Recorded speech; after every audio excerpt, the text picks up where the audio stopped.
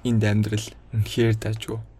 Хүмүүс нь машинтай, байртай, жимжон, сайн хоол идэнэ.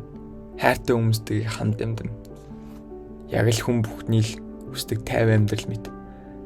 Заримдаа энэ л хангалттай юм шиг биднэрт санагддаг шүү дээ. Гэхдээ бид зүгээр л энэ бүхнийг хөөцөлдөхөд төрсөн гэж юу? Бидний амьдрал эдгээр зүйлсээр хэмждэг. Та би мэдэн шүү дээ. Бид бүгд дотроо илүү утга учир, илүү зорилгыг ирж хаадаг биш гэж юу? Энэ л зүйл бурхан байгаа гэдгийг надад улам баталж байгаа мэт санагддаг.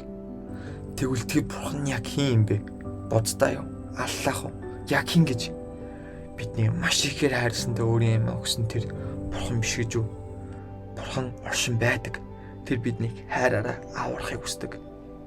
Түүний хайр л биднийг үнэхээр дүүргэж чадна гэдэгт би итгэдэг.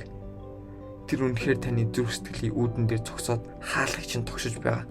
Тэгвэл би танаас нэг зүйлийг асууя. Харин та одоо өөрийнхөө зүрх сэтгэлийг нээхэд билнэ үү?